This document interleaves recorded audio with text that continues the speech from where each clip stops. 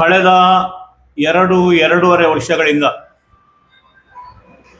ಯಾವುದೇ ಟೀಕೆ ಟಿಪ್ಪಣಿಗಳು ಕಾಂಗ್ರೆಸ್ ಕಡೆಗೆ ಬಂದಾಗ ಭಾರತೀಯ ಜನತಾ ಪಾರ್ಟಿ ಯಾವುದೇ ಉತ್ತರವನ್ನು ಕೊಡ್ತಾ ಇರಲಿಲ್ಲ. ಹಲವಾರು ಜನ ನಮ್ಮ ಕಾರ್ಯಕರ್ತರು ಮತ್ತು ಸಾರ್ವಜನಿಕರು ಕೇಳ್ತಾ ಇದ್ರು, ನಿಖಿಲ್ ವೈಕಲ ಮಣಿಪಂಜಕೊಳ್ಳುವುದರ ತಾಯಿಗೆ ಅಂತ. ಕಾರಣ ಇಷ್ಟೇ, ಯಾರ್ದೋ ಪತ್ರಿಕಾಗೋಷ್ಠಿಗೆ ಉತ್ತರ ಕೊಟ್ಟುಕೊಂಡು ಅಥವಾ ಉತ್ತರ ಕೊಡದೆ ಇರುವಂಥ ಜಾಯಮಾನ ನಮ್ದಲ್ಲ. ಆದರೆ ಏನು ಈ ಸುಳ್ಳು ಸುದ್ದಿಗಳನ್ನು ಹರಡ್ತಾರೆ, ಅವರ ಆ ಪಾಪದ ಕೊಡ ತುಂಬಲಿ ಎಂಬಂಥ ಉದ್ದೇಶದಿಂದ ನಾವು ಯಾವುದೇ ಕಾರಣಕ್ಕೆ ಮಾತಾಡಲಿಕ್ಕೆ ಹೋಗ್ತಾ ಇರಲಿಲ್ಲ. ಇವತ್ತು ಆ ಕೊಡ ತುಂಬಿದೆ, ಆ ಕಾರಣಕ್ಕೋಸ್ಕರ ಇವತ್ತು ಪತ್ರಿಕಾಗೋಷ್ಠಿಯನ್ನು ಮಾಡ್ತಾ ಇದ್ದೇವೆ. ಅದರ ಮೊದಲಾಗಿ ನಾವು ಗೌರವಾನ್ವಿತ ಪುತ್ತೂರಿನ ಶಾಸಕರಾದಂಥ ಅಶೋಕ್ ಕುಮಾರ್ ಇವರಿಗೆ ಅಭಿನಂದನೆಗಳನ್ನು ಸಲ್ಲಿಸ್ತೇವೆ. ಯಾಕೆಂತ ಕೇಳಿದರೆ, ಅವರು ಒಂದು ಸ್ಟೇಟ್ಮೆಂಟನ್ನು ಕೊಟ್ಟರು. ಹಾರಾಡಿಯಲ್ಲಿ 9 ಇಂಚಿನ ಕಾಂಕ್ರೀಟ್ ಮಾಡಿದೆ, ಮುಂದಕ್ಕೆ 50 ವರ್ಷಗಳು ಯಾವುದೇ ತೊಂದರೆ ಇಲ್ಲ ಅಂತ. ಬಹಳ ಸಂತೋಷ. ಅದಕ್ಕೋಸ್ಕರ ನಮ್ಮ ಶಾಸಕರಿಗೆ ನಮ್ಮ ವತಿಯಿಂದ ಹೃತ್ಪೂರ್ವಕವಾದಂಥ ಅಭಿನಂದನೆಗಳನ್ನು ಸಲ್ಲಿಸಲಿಕ್ಕೆ ಸಂತೋಷ ಪಡ್ತಾ ಇದ್ದೇವೆ. ಹಾಗೆಯೇ ಅವರು ಎಷ್ಟು ಕೇಳಿದಂಥ ಪ್ರಶ್ನೆ, ಅವೈಜ್ಞಾನಿಕ ಅಂದರೆ ಏನು ಅಂತ ಬಹಳ ಹಾಸ್ಯಾಸ್ಪದ ಆಗಿದೆ. ಯಾಕಂತ ಕೇಳಿದರೆ, ನಮ್ಮ ಪ್ರಶ್ನೆ ಇರುವಂಥದ್ದು ಚರಂಡಿ ಆದ ನಂತರ ರಸ್ತೆ ಆಗುವುದಾ, ರಸ್ತೆ ಆದ ನಂತರ ಚರಂಡಿ ಆಗುವುದಾ? ಇದು ಪ್ರಶ್ನೆ. ಅದಕ್ಕೆ ಶಾಸಕರು ದಯವಿಟ್ಟು ಉತ್ತರವನ್ನು ಕೊಡಬೇಕು. ಇಷ್ಟು ಮಾತ್ರ ಅಲ್ಲ, ಈಗಾಗಲೇ ಆ ಚರಂಡಿಯ ಅಡಿಯಲ್ಲಿ ಕುಡಿಯುವ ನೀರು ಜಲಸಂಧಿಯ ಪೈಪ್ ಇದೆ, ನೀರು ಲೀಕೇಜ್ ಆಗಿ ಹೋಗ್ತಾ ಇದೆ. ಸಾಧಾರಣ ಪತ್ರಕರ್ತರು ನೋಡಿರ್ಬೋದು, ಮೊನ್ನೆ ನಾವು ಅಲ್ಲಿ ವಿಸಿಟ್ ಮಾಡುವಾಗ ಸುಮಾರು 10-15 ಅಡಿಗಳ ಕೆಳಗಿಂದ ನೀರು ಲೀಕೇಜ್ ಆಗ್ತದೆ. ಅದರ ಮೇಲೆ ಈಗ ಕಾಂಕ್ರೀಟ್ ಹಾಕುವಂಥ ಕೆಲಸಗಳನ್ನು ಮಾಡ್ತಾ ಇದ್ದಾರೆ. ಜೊತೆಗೆ ಬುಳುವರ್ನ ಸರ್ಕಲ್ನ ಬಗ್ಗೆ ಹೇಳಿದ, ಅವೈಜ್ಞಾನಿಕ ಸರ್ಕಲ್ ಅಂತೇಳಿ. ಆ ಸರ್ಕಲ್ನ ತಾವು ನೋಡಿರ್ಬೋದು. ನಾನು ಕೇಳುವಂಥದ್ದು, ಸುಮಾರು 16 ಟೈರ್ನ ಗಾಡಿಗಳು ಆ ರಸ್ತೆಯಲ್ಲಿ ಬಂದರೆ ಅಲ್ಲಿಗೆ ತಿರುಗಲಿಕ್ಕೆ ಅವಕಾಶಗಳು ಉಂಟಾ ಅಂತ. ಅದಕ್ಕೋಸ್ಕರ ಅವೈಜ್ಞಾನಿಕ ಹೇಳಿದೆ ಹೊರತು ಅವರು ಮಾಡಿದಂಥ ಕೆಲಸ ಕಾರ್ಯಗಳ ಬಗ್ಗೆ ಅಲ್ಲ.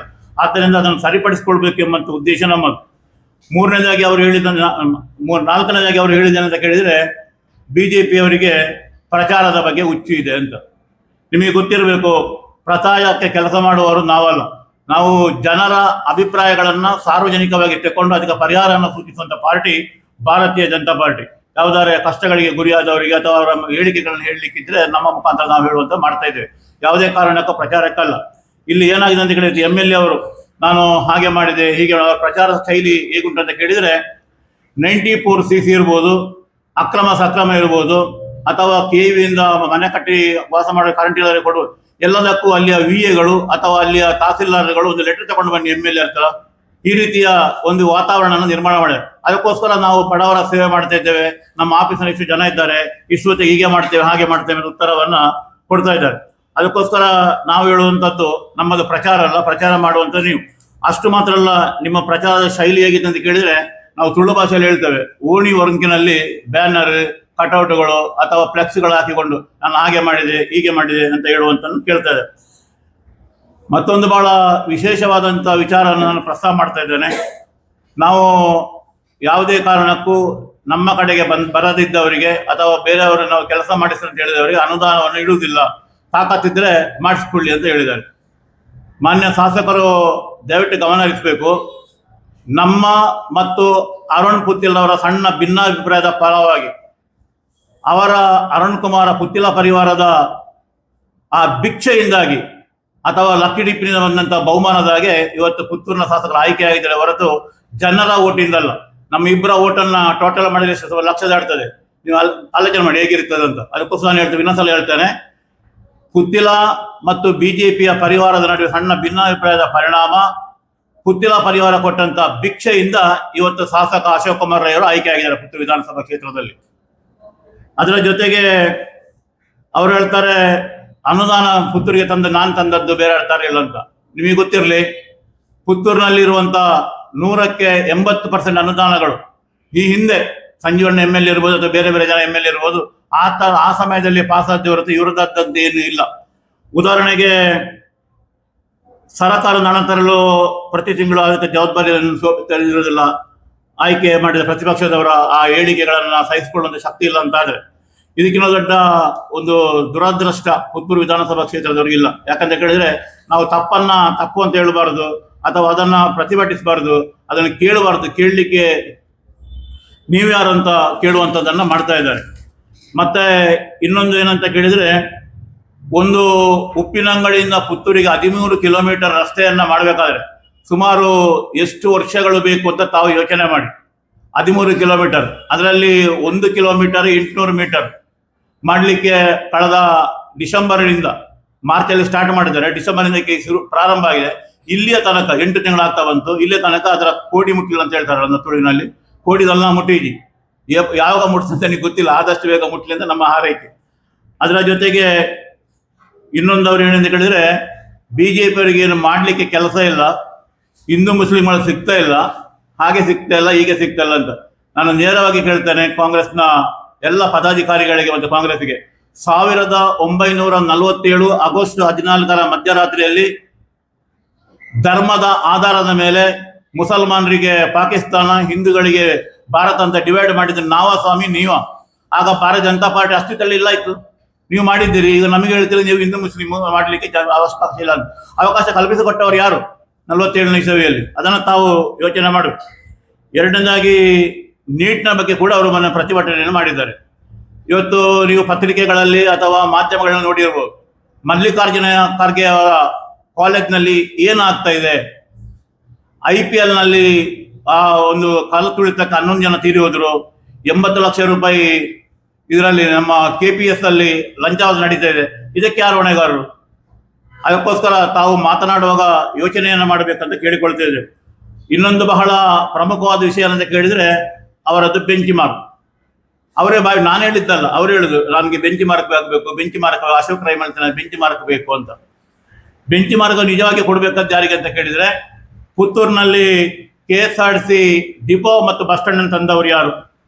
ಮಿನಿ ವಿಧಾನಸೌಧನ ರಚನೆ ಮಾಡಲಿಕ್ಕೆ ಸಹಕಾರ ಕೊಟ್ಟಂತವ್ರು ಯಾರು? ಪುತ್ತೂರು ನಗರ ಪೊಲೀಸ್ ಸ್ಟೇಷನ್, ಪೆರ್ನೆಯ ಡ್ಯಾಮ್, ಮೊರಾರ್ಜಿ ದೇಸಾಯಿ ಶಾಲೆ, ಜಿಡೆಕಲ್ಲು ಕಾಲೇಜಿ, ಮಹಿಳಾ ಕಾಲೇಜಿ, ಬಹುಗ್ರಾಮ ಕುಡಿಯುವ ನೀರು, 110 ಕೋಟಿ 1,100 ಕೋಟಿ ರೂಪಾಯಿ ಕೊಟ್ಟು ಮಾಡಿಸಿಕೊಂಡು ಬಂದವರು ಯಾರು?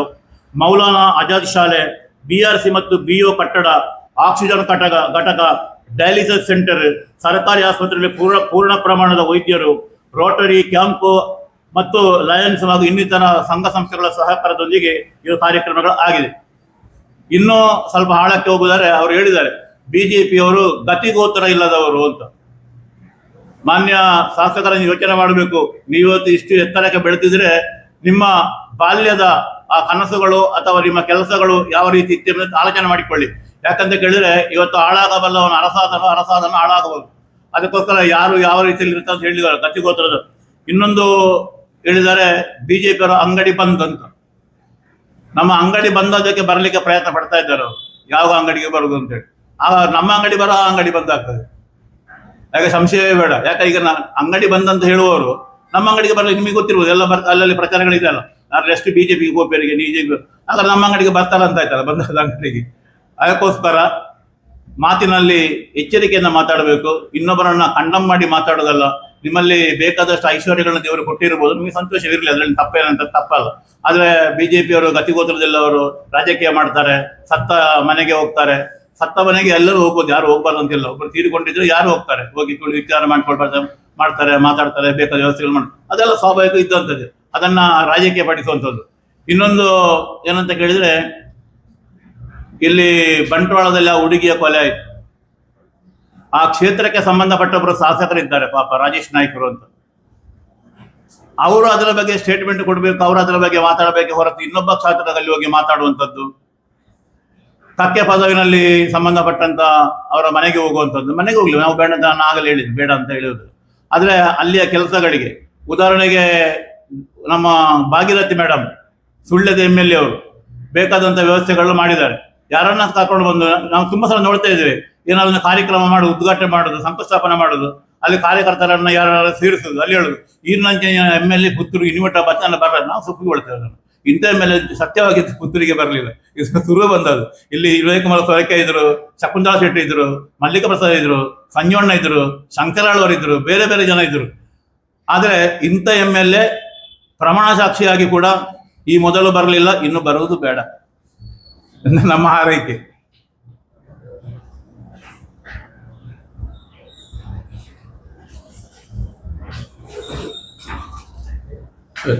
ಹೀಗಾಗಿ ಒಂದು ವಿಷಯ, ಅಶೋಕ್ ಕುಮಾರ್ ಶಾಸಕರಾದ ಕುತ್ತಿದ ಪರಿವಾರ ಕೊಟ್ಟ ಭಿಕ್ಷೆ ಇಲ್ಲ. ಮತ್ತು ನಮ್ಮ ಮತ್ತು ಪುತ್ತಿನ ಪರವಾಗಿ ಸಣ್ಣ ಒಡಕೆ ಹ್ಮ್ ಅದು ಒಪ್ಪಿಟ್ಟಿದ್ದೀರಿ ಆಯ್ತು. ಹೌದು ಖಂಡಿತ. ಅದೀಗ ಎಲೆಕ್ಷನ್ ಆಗಿ 3 ವರ್ಷ ಆಯ್ತು. ಹ್ಮ್ ಈಗಲೂ ನಿಮ್ಮ ಒಳಗಿನ ಒಡಕು ಹಾಗೆ ಇತ್ಯಾದಿಗಳು ನಮ್ಗೆ ಗೊತ್ತಿಲ್ಲ. ಆದ್ರೆ ನೀವು ಒಂದು ಅರ್ಥ ಆಗಿಲ್ಲ. ಇದೇ ಪರಿಸ್ಥಿತಿ ಮುಂದುವರೆದ್ರೆ ಮತ್ತೆ ಪುನಃ 2 ವರ್ಷ ಮತ್ತೆ ಪುನಃ ಇದೇ ಭಿಕ್ಷೆ ಪುನರಾವರ್ತನೆ ಆಗ್ಬೋದು. ನಮ್ಮೊಳಗೆ ಸರಿಯಾಗಿಲ್ಲ ಅಂತ ನಿಮ್ಮ ಅಭಿಪ್ರಾಯಗಳು ಇರ್ಬೋದು. ನಮಗೆ ಮತ್ತು ಅವರಿಗೆ ಅರುಣ್ ಕುಮಾರ್ ಪುತ್ತಿರನ ಸಂಘಟನೆಗೆ ಯಾವುದೇ ರೀತಿಯ ಭಿನ್ನಾಭಿಪ್ರಾಯಗಳಿಲ್ಲ. ಅವರು ಸಂಘಟನೆ ಮಾಡ್ತಕೊಳ್ತಾರೆ, ಪ್ರತಿಭಟನೆ ಮಾಡ್ತಾರೆ. ಇವತ್ತು ಅವ್ರದ್ದು ಪ್ರತಿಭಟನೆ ಇದೆ ಇಲ್ಲಿ ಪುರುಷರ ಕಟ್ಟೆಯಲ್ಲಿ ರಸ್ತೆ ಆಗ್ಬೇಕಂತ ಹೇಳಿ. ರಸ್ತೆ ಆಗ ನಾವು ಬೆಂಬಲ ಕೊಡೋದಿರ್ತೇವಾ? ಒಟ್ಟು ಅದು ಆಟೋಮೆಟಿಕ್ ಆಗಿ ಬಾಹ್ಯವಾಗಿ ಬೆಂಬಲ ಹೋಗೇ ಹೋಗ್ತದೆ. ನಮಗೆ ಅವರಲ್ಲಿ ಯಾವ ಕೋಪಗಳಿಲ್ಲ. ಆದ್ದರಿಂದ 2028ಕ್ಕೆ ಅಶೋಕ್ ಕುಮಾರ್ ಅಂಗಡಿ ಬಂದಾಗ್ತದೆ. ಅವರು ನಮ್ಮ ಅಂಗಡಿಗೆ ಬರ್ತಾರೆ ಅಂತ ಸುದ್ದಿ ಇದೆ. ಬರೋದಕ್ಕೆ ಸ್ವಾಗತ. ಅದು ಸಹ ನಾವು ಬೇಡ ಅಂತ ಹೇಳುವುದಿಲ್ಲ. ಯಾಕಂದ್ರೆ ಅದು ರಾಜಕೀಯದಲ್ಲಿ ಇರ್ತಾನೆ.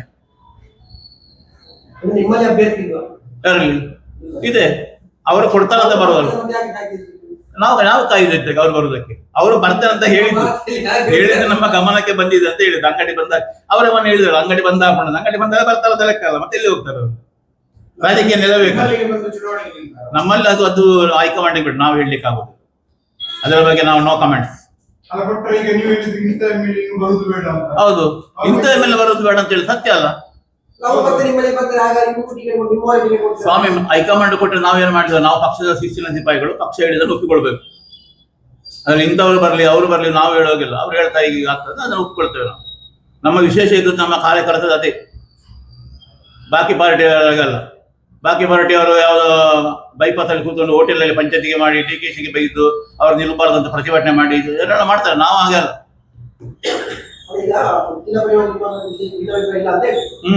ಅವರ ವಲಯದಲ್ಲಿ ದೊಡ್ಡ ಪ್ರಚಾರ ಆಗ್ತಾ ಉಂಟು. ಮುಂದಿನ ಪಂಚಾಯತ್ ಎಲೆಕ್ಷನ್ಗೆ ನಾವು ಬೇರೆ ಚರ್ಚೆ ಮಾಡ್ತೀವಿ. ಮಾಡ್ಲಿ ಅಂತ ಹೇಳಿ ಅಧಿಕಾರ ಇದೆಲ್ಲ ಮಾಡ್ಲಿಕ್ಕೆ. ಯಾರಿಗೆ ಮಾಡ್ಬೋದಲ್ಲ? ನೀವು ನಾಳೆ ಕ್ಯಾಂಡಿಡೇಟ್ ನಿಲ್ಬಹುದು. ನಾವು ಅದು ಭಿನ್ನಾಭಿಪ್ರಾಯ ಹೇಗೆ ಹೇಳ್ತೀರಿ ನೀವು? ನಿಮ್ಮದೇ ಬೆಳಗದವರು ಯಾವುದು ಹೇಳಿ? ಈಗ ಹುಟ್ಟಿಲ್ಲ ಅವರು ನಿಮ್ಮದೇ ಬೆಳಗದವರು. ನಮ್ಮದೇ. ನಮಗೆ ಅವ್ರಿಗೆ ಭಿನ್ನಾಭಿಪ್ರಾಯ, ಸಣ್ಣ ಭಿನ್ನಾಭಿಪ್ರಾಯದಿಂದ ಕಾಂಗ್ರೆಸ್ ಬಂದದ್ದು ಅಂತ ನಾನು ಹೇಳಿದ್ದು. ಈ ಭಿನ್ನಾಭಿಪ್ರಾಯ ಮತ್ತು ಈ ಭಿಕ್ಷೆ ಇದೇ ತರ ಉಳಿದ್ರೆ ಮತ್ತೆ 2 ವರ್ಷಗಳಿಂದ ಮತ್ತೆ ಪುನರಾವರ್ತನೆ ಆಗ್ತದೆ ಈ ಭಿಕ್ಷೆ. ಅದು ಆತದಕ್ಕೆ ನಮ್ಗೆ ಮಾಡ್ಲಿಕ್ಕೆ ಆಗುದಿಲ್ಲ ಅಂತ ಅವರ ಅದೃಷ್ಟ. ಏನ್ ಮಾಡ್ಲಿ ಆಗ್ತದೆ? ಈಗ ನಿಮ್ಮನ್ನು ಮತ್ತು ಇಬ್ಬರನ್ನು ಅಶೋಕ್ ಅವರು ಟೀಕಿಸಿದ್ದಾರೆ. ಸಮಯ ಸಿಗ್ಲಿಲ್ಲ, ಮಾಡ್ತೇವೆ. ತಕ್ಷಣ ಮಾಡ್ಬೇಕಂತ ಏನಿಲ್ಲಲ್ಲ. ಇವತ್ತು ನಾಳೆಯಲ್ಲಿ ಒಂದು ವಾರ ಕಳೆದು ಮಾಡ್ಬೋದು. ಮಾಡ್ಲೇಬೇಕು. ನಮ್ಮ ಹಿರಿಯರ ಕೇಳಿ ಮಾಡ್ತೇವೆ. ಮಾಡಬಾರ್ದು ನಿಲ್ಲಲ್ಲ, ಮಾಡ್ಲೇಬೇಕು ಅಂತ ನಿಲ್ಲಲ್ಲ. ಮತ್ತೇನು?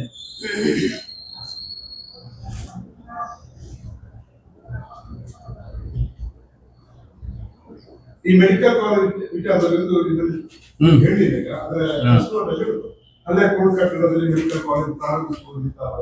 ಸ್ವಾಮಿ, ಪುತ್ತೂರಿನಲ್ಲಿ ಮೆಡಿಕಲ್ ಕಾಲೇಜ್ ಆಗ್ಬೇಕಂತೇಳಿ ಪ್ರಥಮವಾಗಿ ಪ್ರಯತ್ನ ಪಟ್ಟಂತವರು ಶಕುಂತಳ ಶೆಟ್ಟಿಯವರು. ಆನಂತರ ಸಂಜೀವಣ್ಣ ಮತ್ತು ಮಲ್ಲಿಕಾ ಪ್ರಸಾದ್ MLA ಆ ಟೈಮಲ್ಲಿ ಅದು ಒಂಥರ ನೆನೆಗುದಿಗೆ ಬಿದ್ದಿತ್ತು. ಪುನಃ ಪ್ರಾರಂಭ ಆಯಿತು. ಸರ್ಕಾರ ಒಂದು ಕಂಡೀಷನ್ ಹಾಕಿತ್ತು, 300 ಬೆಡ್ಡಿನ ಆಸ್ಪತ್ರೆಯನ್ನು ನೀವು ಮಾಡುವುದಂತಾಗಿದ್ರೆ ನಾವು ನಿಮಗೆ ಪುತ್ತೂರು ಆಸ್ಪತ್ರೆಯಲ್ಲಿ ಅವಕಾಶ ಕೊಡ್ತೇವೆ ಅಂತ ಹೇಳಿ. ಆದರೆ 5.20 ಎಕರೆ ಜಾಗೆಗಳು ಬೇಕು ಅಂತ ಹೇಳಿದ್ರು. ಆ ಕಾರಣಕ್ಕೋಸ್ಕರ PWಗೆ ಸಂಬಂಧಪಟ್ಟ ಜಾಗೆ, ರಿಜಿಸ್ಟರ್ ಆಫೀಸರ್ನ ಜಾಗೆ, ತಾಲೂಕ್ ಪಂಚಾಯತ್ ತಾಲೂಕ್ ಕಚೇರಿ ಜಾಗೆ, ಇದನ್ನೆಲ್ಲ ನಾವು ಎಕ್ವೈರ್ ಮಾಡಿಕೊಂಡು RTCಯನ್ನ ಪುತ್ತೂರು ಸರ್ಕಾರಿ ಆಸ್ಪತ್ರೆ ಹೆಸರಿನಲ್ಲಿ ಮಾಡಿ ಸರ್ಕಾರಕ್ಕೆ ಕಳಿಸಿಕೊಟ್ಟೆವು. ಆ ಟೈಮಲ್ಲಿ ಇಲೆಕ್ಷನ್ ಇದಾಯಿತು, ಅದು ನೆನೆಗುದಿಗೆ ಬಿತ್ತು. ಅದನ್ನೇ ನಾವು ಹೇಳಿದ್ದು, ಪುತ್ತೂರು ಸರ್ಕಾರಿ ಆಸ್ಪತ್ರೆ ಮೆಡಿಕಲ್ ಕಾಲೇಜ್ ಪುತ್ತೂರಿನ ಇಲ್ಲೇ ಇರಲಿ, ಅಲ್ಲಿ ನೀವು ಎಂತ ಡಾಕ್ಟರ್ ತಲ್ಲಿ ಅವರಿಗೆ ಅಲ್ಲಿ ಮಾಡಿ ಅಂತ ಹೇಳಿದ್ದು. ಅದಕ್ಕೆ ಒಂದು 3-4 ಜನ ಕಾಂಗ್ರೆಸ್ನವರು ಅಂದ್ರೆ ಅವರಿಗೆ ನಾವು ಹಾಗೆ ಮಾಡಿದ್ದು, ಈಗ ಇಲ್ಲಿದೆ ಹಾಗೆ ಅಲ್ಲಿ ಯಾಕೆ ಇಲ್ಲಿ ಯಾಕೆ ಅಂತ ಕಿರಿಕಿರಿ ಮಾಡಿದರು. ನೋಡಿ ಚಕ್ರ ಹೇಗೆ ತಿರುಗ್ತಾ ಅಂತೇಳಿ ಈಗ ಪುನಃ ಅದು ಇಲ್ಲಿಗೆ ಬಂತು. ಇಲ್ಲಿಗೆ ಪುತ್ತೂರಿಗೆ ಇಲ್ಲಿ ಮೆಡಿಕಲ್ ಕಾಲೇಜ್ ಇದು ಮಾಡೋದು ಕಾಲೇಜನ್ನು ಕೋರ್ಟಲ್ಲಿ ಮಾಡೋದು ಅಂತ ಹೇಳಿ. ಮತ್ತೆ ಅಲ್ಲಿ ಎಂತ ಮಾಡೋದು? ನಾವು ಅದನ್ನೇ ಕೇಳೋದು, ಅಲ್ಲಿ ಎಂತ ಮಾಡೋದು ಅಂತ. ಅದಕ್ಕೆ ಹೇಳಿದ್ದು ನಾನು, ಬೆಂಚ್ ಮಾರ್ಕಿಗೋಸ್ಕರ ಪ್ರಯತ್ನವ ಅಲ್ಲ ಅಭಿವೃದ್ಧಿ ಹತ್ರ ಪ್ರಯತ್ನವ, ಇದು ಬಹಳ ಮುಖ್ಯ. ನಾವು ಅದಕ್ಕೆ ವಿರೋಧಗಳಂತ ಹೇಳಿದಲ್ಲ. ನಾವು ಮೆಡಿಕಲ್ ಕಾಲೇಜಲ್ಲಿ ಸಂತೋಷ ಇದೆ ಪುತ್ತೂರಲ್ಲಿ. ಇವರು ಮೆಡಿಕಲ್ ಕಾಲೇಜ್ ಆಗ್ಲಿಕ್ಕೆ ನನಗೆ ಯಾವುದು ಗೊತ್ತಿಲ್ಲ. ಈಗಾಗಲೇ ಮರವನ್ನು ಕಳೆದಿದ್ದಾರೆ. ಎಷ್ಟು ಲಕ್ಷದ ಮರ ನಿಮಗೆ ಗೊತ್ತೇ ಆಗಲಿಲ್ಲ. ಗಾಡಿ ಸೀಸ್ ಆಗಿದೆ, 2 ಲಕ್ಷ ಫಾರೆಸ್ಟ್ನವರು ಫೈನ್ ಹಾಕಿದ್ದಾರೆ. ಗಾಡಿ ಒಳಗಿದೆ. ಫಾರೆಸ್ಟ್ನವರು ಸಹ ಹಾಗೆ ಯಾರೊಬ್ಬ ಗಣಹೋಮಕ್ಕೆ ಅಂದ್ರೆ ಗಣಪತಿ ಹೋಮಕ್ಕೆ ಹಲಸಿನ ಗಿಲ್ಲನ್ನ ಕಟ್ ಮಾಡಿ ತಗೊಂಡು ಹೋದ್ರೆ ಅವ್ರನ್ನ ಅರೆಸ್ಟ್ ಮಾಡ್ತಾರೆ. ಎಲ್ಲಿದೆ ಎಲ್ಲಿದೆ ರೀ? ಇಲ್ಲಿ ಯಾವ ರೀತಿಯ ಸರ್ಕಾರಗಳಿದೆ, ಯಾವ ರೀತಿಯ MLA ಗಳಿದ್ದಾರೆ, ಯಾವ ರೀತಿ ಇದೆ? ಯಾರು ಆಡಳಿತ ಮಾಡುವವರು ಯಾರು? ನೀವು ಯೋಚನೆ ಮಾಡಿ. ನಾನು ಹೇಳಿ ಸುಳ್ಳು ಅಂತಲೇ ಯೋಚನೆ ಮಾಡಿ. ಒಂದು ಸಣ್ಣ ಗಣಹೋಮವನ್ನ ಒಬ್ಬ ಬಡವ ಮನೆಯಲ್ಲಿ ಮಾಡ್ಬೇಕಂತಾಗಿದ್ರೆ ಒಂದು ಹಲಸಿನ ಗೆಲ್ಲನ್ನ ಯಾವ್ದಾದ್ರು ಹಲಸಿನ ಮರದಿಂದ ಕಟ್ ಮಾಡಿ ತಂದ್ರೆ ಫಾರೆಸ್ಟ್ನವರು ಅವರನ್ನು ಹಿಡಿದು ಅವನ ಫೋಟೋ ಹಾಕಿ ಅವರನ್ನು ಕೋರ್ಟಿಗೆ ತಗೊಂಡೋಗೋ ಶೈಲಿ. ಅದು ಪತ್ರಿಕೆಗಳಲ್ಲಿ ಟಿವಿಗಳಲ್ಲಿ ಬರುವ ಇದೇನು? ಈಗ ಇಷ್ಟು ಕಡ್ತಾರಲ್ಲ, ಇಲ್ಲಿ ಮಾತಾಡ್ತಾರೆ ಯಾರಾದ್ರು? ಯಾವ್ದಾದ್ರು ಪತ್ರಿಕೆಯಲ್ಲಿ ಬಂದಿದ್ದ? ಯಾವ್ದಾದ್ರು ವೆಬ್ ನ್ಯೂಸ್ ಅಲ್ಲಿ ಬಂದಿದ್ದ?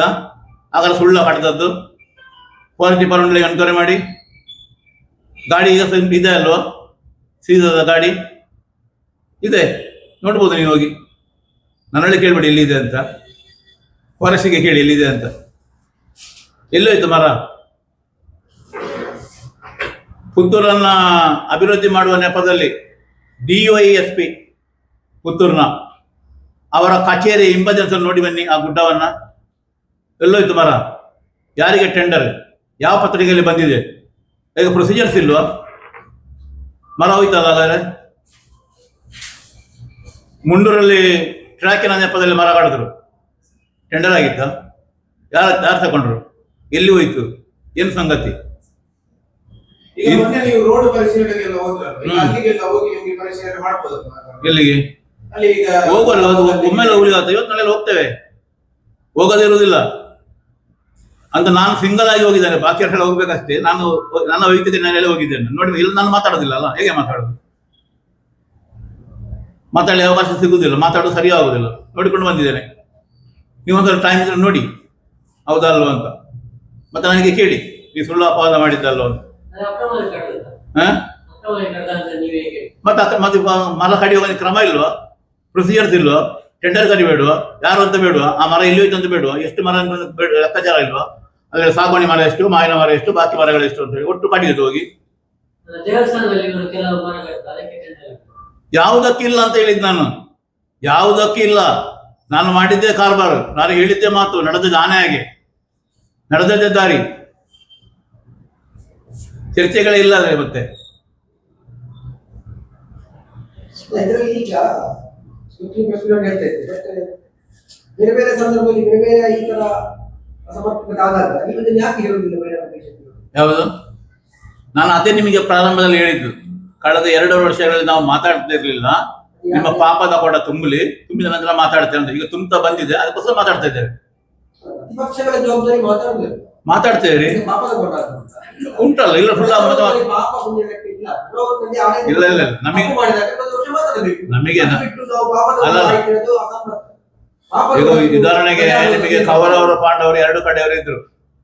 ಕೆಲವರೆಲ್ಲ ಕೌರವರಲ್ಲಿ ಊಟ ಮಾಡ್ತಾರೆ, ಪಾಂಡವರ ಪಾರ್ಟಿ ಇದ್ರು. ಕೆಲವರು ಪಾಂಡವರಲ್ಲಿ ಇದ್ರು, ಕೌರವ. ಇದೆಲ್ಲ ಇತಿಹಾಸ, ಅದರಲ್ಲಿ ಏನು ಮಾಡ್ಲಿಕ್ಕೆ ಆಗೋದಿಲ್ಲ. ಇಲ್ಲಿ ಸಹ ಹಾಗೆ ಕೆಲವು ಹಾಗೆ ಹೀಗೆ ಇರ್ತದೆ, ಮಾಡ್ಬೇಕು. ಅದಕ್ಕೋಸ್ಕರ ಅದರಲ್ಲಿ ಮತ್ತೆ ಯಾರಿಗೆ ಇನ್ನೊಬ್ಬನಿಗೆ ತೊಂದರೆ ಆಗ್ತದೆ ಅಥವಾ ಇನ್ನೂ ಅವಕಾಶ ಸಿಕ್ಕಿದಾಗ ಮಾಡ್ತೇವೆ, ಮಾಡುದಿಲ್ಲ ಅಂತಲ್ಲ. ಸರ್, ನೀವು ಅದನ್ನು ಫಾರೆಸ್ಟ್ ಡಿಪಾರ್ಟ್ಮೆಂಟ್ ಕೇಳಬೇಕು. ನೀವು ಪಡೀಲಿಗೆ ಫಾರೆಸ್ಟ್ ಡಿಪಾರ್ಟ್ಮೆಂಟ್ ನ ಅವರ ಗ್ರೌಂಡಿಗೆ ಹೋದ್ರೆ ಗೊತ್ತಾಗ್ತದೆ ಎಲ್ಲಿ ಉಂಟು ಅಂತ. ಈಗಲೂ ಇದೆ. 2 ಲಕ್ಷ ರೂಪಾಯಿನ ಫೈನ್ ಕಟ್ಟಿರ್ಬೇಕು. ನಮ್ಗೆ ಗೊತ್ತಿಲ್ಲ ಸರಿ.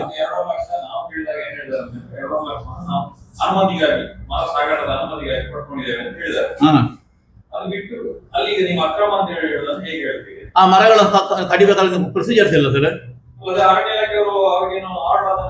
ಹೇಗೆ ಅದು? ಯಾವ ಪತ್ರಿಕೆಯಲ್ಲಿ ಬರಬೇಡ ಟೆಂಡರ್? ಮತ್ತೆ ಸೀದಾಗಿ ಕಡ್ಲಿಕ್ಕೆ ಆಗುದು? ಕಡಿಗೆ ನಾವು ಹೇಳುದ? ಹೌದು,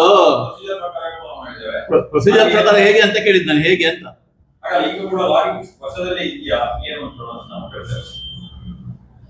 ಅದರ ಬಗ್ಗೆ ನೀವು ಅಲ್ಲಿ ನೋಡ್ಕೊಂಡು ಬರ್ಬೇಕು, ಉಂಟಾ ಇಲ್ವಾ ಅಂತ. ನಾನು ಎಲ್ಲಿ ಉಂಟಂತ ಕೂಡ ಹೇಳಿದ್ದೇನೆ, ನೀವು ಲಾರಿ ಎಲ್ಲಿದೆ ಅಂತ. ಇಲ್ಲ ಸರ್, ಅಕ್ರಮ ಸಕ್ರಮದಲ್ಲಿ ಭ್ರಷ್ಟಾಚಾರ ಆಗಿದೆ ಅಂತ ನೀವು ಹೇಳ್ತೀರಿ. ಹೌದು. ಶಾಸಕರೆಲ್ಲ ಕಡೆ ಅಂತ ಇದ್ದಾರೆ, 1 ರೂಪಾಯಿ ತಗೊಳ್ಳೋದಿಲ್ಲ ಅಂತ. ಅಲ್ಲ, ಶಾಸಕರು ಹೇಳ್ತಾರೆ, ಶಾಸಕರ ತಗೊಳ್ಬೇಕಂತಿಲ್ಲ. ನಾನು ಕೇಳುವಂತದ್ದು, ಅಕ್ರಮ ಸಕ್ರಮ ಫೈಲ್ ಇದ್ದವನು ಎಲ್ಲಿಗೆ ಹೋಗ್ಬೇಕು ಸರ್ ಮಾತಾಡ್ಲಿಕ್ಕೆ? ತಹಸೀಲ್ದಾರಲ್ಲಿ ಹೋಗ್ಬೇಕು, ಹೌದು ತಾನೆ? ಇವ್ರು ಎಲ್ಲಿಗೆ ಹೋಗ್ಲಿಕ್ಕೆ ಹೇಳ್ತಾರೆ? ತಹಸೀಲ್ದಾರಲ್ಲಿ ಹೋದ್ರೆ ಒಂದು ಯಾವುದೋ ಒಂದು ಚೀಟಿ ಕೊಟ್ಟು ಕೊಂಚ MLA ಸೈನ್ ಮಾಡಿದವಲ್ಲ ಅಂತ ಹೇಳ್ತಾರೆ. ನಿಮಗೆ ಗೊತ್ತಿರುವ, ನಾನು ಅದನ್ನು ಪುನಃ ಹೇಳಲಿಕ್ಕೆ ಹೋಗೋದಿಲ್ಲ. ಅದು ಅಕ್ರಮ ಸಕ್ರಮ ಅಂತಲ್ಲ, ಕೆಲವು ವಿಷಯಗಳುಂಟು. ಬೇರೆ ಬೇರೆ ವಿಚಾರಗಳಲ್ಲಿ ಅಲ್ಲಿ ಕೊಟ್ಟುಕೊಂಡು ಅವ್ರಿಗೆ ಚಿಕ್ಕಿ ಕೊಟ್ಟು ಕೂತ್ಕೊಳ್ಳಿ ತಿನ್ನೆ ಎಲ್ಲ ಮಲ್ತು ಬರ್ಬೇಕು ಎಂತದ ಅಂತ ಕೇಳೋದು ನಂದು ಯಾರ್ದು ಕೊಡುದು ಏನು ಕೊಡುದು. ಈಗ ಅವರು ಆಗ ಹೇಳಿದಾಗೆ ನ್ಯಾಯ ಪೈಸೆ ಇಡುವುದಿಲ್ಲ ಅಂತ ಎಲ್ಲಿಂದ ಮನೆ ತಂದು ಕೊಡುದು. ಸರ್ಕಾರದ ದುಡ್ಡು ಸ್ವಾಮಿ, ನಾವು ಕಟ್ಟಿದ ಟ್ಯಾಕ್ಸ್ ಅದನ್ನು ತಿರುಗಿ ಇಲ್ಲಿ ಬರುವಂತದ್ದು, ನಾವು ಬೇರೆ ಕೊಡುದಲ್ಲ, ಅದು ಭಿಕ್ಷೆವೂ ಅಲ್ಲ, ನಮ್ಮ ಹಕ್ಕದು. ನಾನು ವಾಟ್ಸಪ್ಪಲ್ಲಿ ನೋಡಿದೆ, ಇದು ಇದು ಭಿಕ್ಷೆ ಅಲ್ಲ, ಇದು ನಮ್ಮ ದುಡ್ಡನ್ನು ಕೊಡುದು, ನಮ್ಮ ದುಡ್ಡನ್ನು ತರಲಿಕ್ಕೆ ಒಬ್ಬ ವ್ಯಕ್ತಿ ಬೇಕು. ಅದಕ್ಕೆ ಜನ ಆಯ್ಕೆ ಮಾಡ್ಲಿಕ್ಕೆ ಪ್ರಜಾಪ್ರಭುತ್ವ ವ್ಯವಸ್ಥೆಯಲ್ಲಿ ಮಾಡಿದ್ದಾರೆ. ಅದನ್ನು ಮಾಡೋದು ಧರ್ಮ ತಾನೆ. ಅದನ್ನು ಬಿಟ್ಟು ಏನಾದ್ರು ಮಾತಾಡುತ್ತಿದ್ರೆ